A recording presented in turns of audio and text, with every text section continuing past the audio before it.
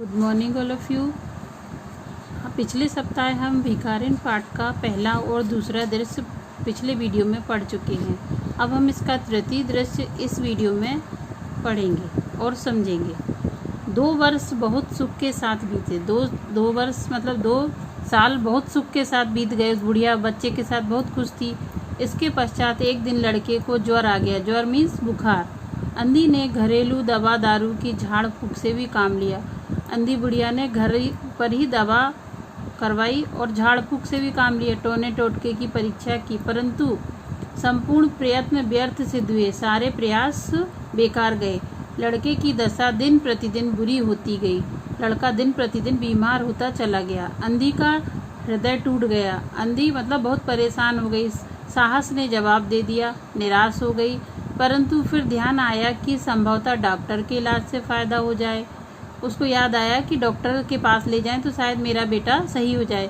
इस विचार के आते ही वह गिरती पड़ती सेठ जी की कोठरी के पास आ पहुंची, क्योंकि उसने सेठ जी को पैसे दे रखे थे। डॉक्टर के पास जाएगी तो उसको पैसे चाहिए थे।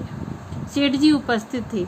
अंधी ने कहा, सेठ जी, मेरी जमा पूंजी में 10-5 रुपये मुझे मिल जाएं तो बड़ी कृपा हो। ये पुरानी कहानी है। उस समय 10-5 रुपये की बहुत कीमत होती थी। मेरा बच्चा मर रहा है, डॉक्टर को दिखाऊंगी। सेठ जी ने कठोर स्वर में कहा, कैसी जमा पूंजी, कैसे रुपए? मेरे पास किसी के रुपए जमा नहीं हैं। मतलब उसके पैसे भुला दिए या रिकॉर्ड में नहीं रखे होंगे या वो देना नहीं चाहते होंगे। अंधी ने रोते हुए उत्तर दिया, 2 वर्ष हुए मैं आपके पास धरोहर रख गई थी, दे दीजिए, बड़ी कृपा हो गई। अंधी एक हांडी दे के गई थी सेठ जी को, उसी में से वो पैसे मांग रही थी। सेठ जी ने मुनीम की तरफ रहस्यमयी दृष्टि से देखते हुए कहा। सेठ जी ने उसके तरफ इशारा किया, मुनीम की तरफ। मुनीम जी, जरा देखना तो इसके नाम की कोई जमा पूंजी है क्या? तेरा नाम क्या है री? मुनीम ने पूछा। अंधी की जान में जान आ गई। अंधी ने सोचा, अब मेरा नाम इसमें देख लेगा रिकॉर्ड में। आशा बंधी। पहला उत्तर सुनकर सोचा कि सेठ बेईमान है। पहले सेठ जी ने पूछा था कैसी जमा पूंजी, तो वो सोच रही थी कि सेठ बहुत बेईमान है। किंतु वह अब सोचने लगी, संभवतः उसे ध्यान न रहा हो सकता सेठ जी को ध्यान ना रहा हो। ऐसे धर्मी व्यक्ति भी भला झूठ बोल सकता है। उसने अपना नाम बता दिया। मुनीम जी ने बही खाता उलट पलट कर देखा, फिर कहा, नहीं तो इस नाम पर एक पाई भी जमा नहीं, मतलब एक पैसा भी जमा नहीं। पहले पाई भी चलता था रुपये पैसे में। अंधी वहीं जमी बैठी रही। मतलब अंधी बोली, नहीं, मैं तो मेरा पैसा लेकर जाऊंगी, और वहीं बैठी रही। उसने रो रो कर कहा, सेठ जी, परमात्मा के नाम पर, धर्म के नाम पर कुछ दे दीजिए, मेरा बच्चा जी जाएगा। मैं जीवन भर आपके गुण गाऊंगी। परंतु पत्थर में जोंक न लगी। एक जोंक एक केंचुए जैसा कीड़ा होता है जो पानी में रहता है और वो मतलब खून पी चूसता है, तो वो पत्थर में क्यों लगेगा? इसी तरह से सेठ जी में कोई रिएक्शन नहीं हो रहा था। सेठ जी ने क्रुद्ध होकर उत्तर दिया, जाती है या नौकर को बुलाऊं? अंधी लाठी टेक कर खड़ी हो गई और सेठ जी की ओर मुँह करके बोली, अच्छा, भगवान आपको बहुत दे, और अपनी झोपड़ी की ओर चल दी। यह आशीष न था, यह आशीर्वाद नहीं था, बल्कि एक दुखियारी का श्राप था। बच्चे की दशा बिगड़ती गई। दवा दारू हुई नहीं, फायदा कैसे होता? एक दिन उसकी अवस्था चिंताजनक हो गई।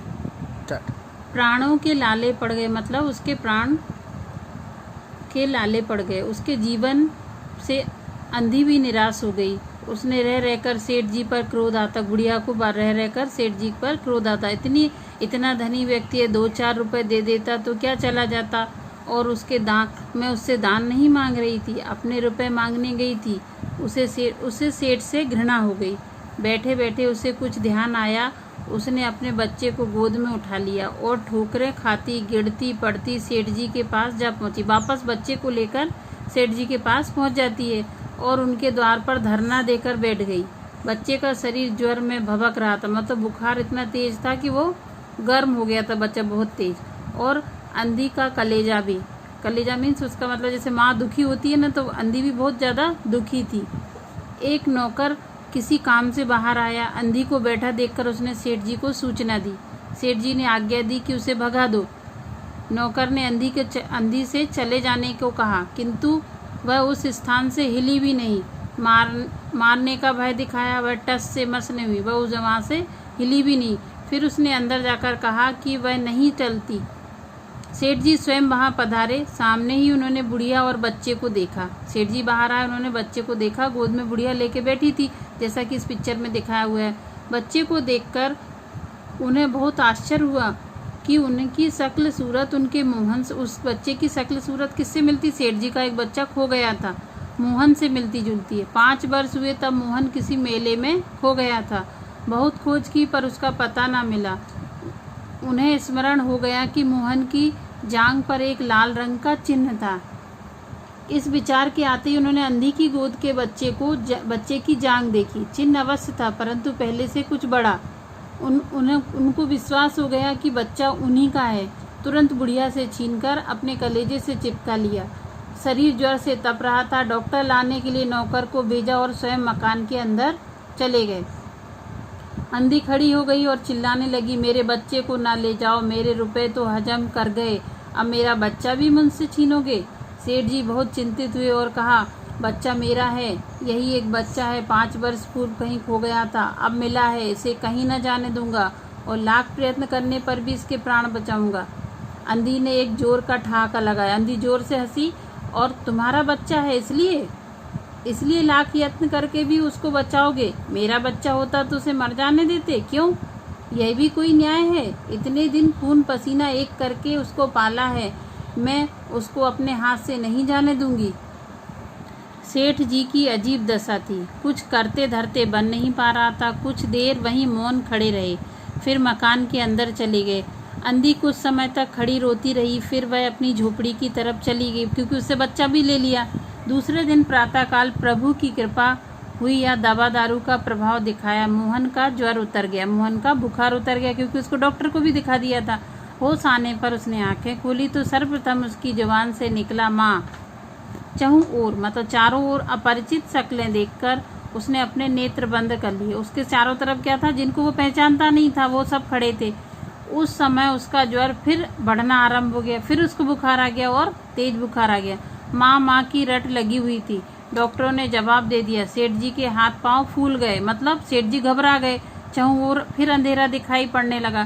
सेठ जी को चारों तरफ फिर अंधेरा दिखाई लगने लगा कि मतलब बच्चा मेरे पास आ गया और फिर भी मुझे नहीं मिलेगा। क्या करूं? एक ही बच्चा है, इतने दिनों बाद मिला तो मृत्यु उसे अपने चंगुल में दबा रही, इसे कैसे बचाऊं? सेठ जी सोचने लगे। सहसा उनको अंधी का ध्यान, मतलब सहसा मीन्स अचानक। पत्नी को बाहर भेजा कि देखो कहीं वह अब तक द्वार पर ना बैठी। उन्होंने अपनी पत्नी को बाहर भेजा और बोला, देखो कहीं बाहर ना बैठी हो बुढ़िया। परंतु वह वहाँ कहाँ? सेठ जी ने फिटन तैयार की। फिटन मीन्स होता है तांगा। उस समय तांगा चलते थे और तांगा तैयार कराई और बस्ती से बाहर उसकी झोपड़ी में पहुंचे। झोपड़ी बिना द्वार के थी, झोपड़ी में कोई गेट नहीं था। अंदर गए, देखा अंधी एक फटे पुराने टाट पर पड़ी है। टाट मतलब पुराना बिछाने का कुछ, और उसके नेत्रों से अश्रुधारा बह रही है, मतलब आंखों से आंसू निकल रहे। सेठ जी ने धीरे से उसे हिलाया। उसका शरीर भी अग्नि की भांति तप रहा था, उसको भी बुखार आ गया उसकी याद में। सेठ जी ने कहा, बुढ़िया तेरा बच्चा मर रहा है, डॉक्टर निराश हो गए हैं, वह रह कर तुझे पुकारता है, अब तू ही उसके प्राण बचा सकती है। चल और मेरे नहीं अपने बच्चे की जान बचा ले। सेठ जी ने उससे कहा, मेरा बच्चा नहीं, वो आपका ही है और आप उसकी जान बचा लो। अंधी ने उत्तर दिया, मरता है तो मरने दो, मैं भी मर रही हूँ। हम स्वर्ग में फिर माँ बेटे की तरह मिल जाएंगे। इस लोक में सुख नहीं है, वहाँ मेरा बच्चा सुख से रहेगा, मैं भी उसकी सुचारू रूप से सेवा करूँगी।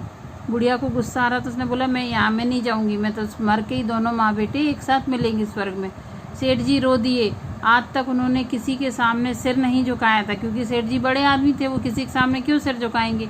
किंतु इस समय अंधी के पाँव पर गिर पड़े और रो रो कर कहा, ममता की लाज रख लो, आखिर तुम उसकी माँ हो, चलो तुम्हारे जाने से वह बच जाएगा। ममता शब्द ने अंधी को विकल कर दिया, मतलब व्याकुल कर दिया, और उसने तुरंत कहा, अच्छा चलो। सेठ जी सहारा देकर उसे बाहर लाए। सेठ जी उसको पकड़कर बाहर लाए और फिटन पर बैठा लिया, मतलब तांगे पर बैठा दिया। फिटन घर की ओर दौड़ने लगी, तांगा घर की तरफ दौड़ने लगा। उस समय सेठ जी और अंधी भिखारी दोनों की एक ही दशा थी। दोनों की यही इच्छा थी कि शीघ्र अपने बच्चे के पास पहुंच जाएं। कोठी आ गई। सेठ जी ने सहारा देकर अंधी को उतारा और अंदर ले गए। भीतर जाकर अंधी ने मोहन के माथे पर हाथ फेरा। मोहन पहचान गया कि उसकी माँ का हाथ है। उसने तुरंत नेत्र खोल दिए, आंखें खोल दी उसने तुरंत, और अपनी माँ को अपने समीप खड़े हुए देखकर कहा, माँ तुम आ गई। अंधी भिखारिन मोहन के सिरहाने बैठ गई, मोहन का सिर अपनी गोद में रख लिया। उसको सुख का बहुत अनुभव हुआ और वह अपनी गोद में उसकी गोद में तुरंत सो गया। दूसरे दिन से मोहन की दशा अच्छी होने लगी और 10-15 दिन में वह बिल्कुल स्वस्थ दूसरे हो गया। जो काम हकीमों का जोदांश मतलब जड़ी बूटी या काढ़ा नहीं कर सका, मतलब दवाइयाँ नहीं कर सकी, वैद्यों की पुड़िया और डॉक्टरों का मिक्सचर ना कर सका, डॉक्टरों का जो मिश्रण डॉक्टरों ने दिया था वह अंधी की स्नेहमयी सेवा ने पूरा कर दिया। माँ की ममता ने उसको पूरा कर दिया। मोहन के पूरी तरह स्वस्थ हो जाने पर अंधी ने विदा मांगी। जब वह बच्चा पूरी तरह, तो उसने कहा अब मैं अपने घर जाऊंगी। सेठ जी ने बहुत कहा कि वह उन्हीं के पास रह जाए, परंतु वह सहमत ना हुई। विवश होकर विदा करना पड़ा। जब वह चलने लगी तो सेठ जी ने रुपयों की एक थैली उसके हाथ में दे दी। अंधी ने पूछा, इसमें क्या है? सेठ जी ने कहा, इसमें तुम्हारी धरोहर है, तुम्हारे रुपए हैं, मेरा वह अपराध था। अंधी ने यह बात काट कर कहा, ये रुपए तो मैंने अपने मोहन के लिए संग्रह किए थे, उसी को दे देना, क्योंकि बच्चा मेरे पास है ही नहीं है। जब आपके पास है तो पैसे भी उसको ही दे देना। अंधी ने थैली को वहीं छोड़ दी और लाठी टेकती चल दी। बाहर निकलकर फिर उसने उस घर की ओर नेत्र उठाए। नेत्रों से अश्रु बह रहे थे, उसकी आंखों से आंसू बह रहे थे, क्योंकि उसका बेटा भी उससे छिन गया था। किंतु वह एक भिखारिन होते हुए वे सेठ से महान थी। इस समय सेठ याचक और वह दाता थी। याचक मीन सेठ लेने मांगने वाला था और वह देने वाली थी।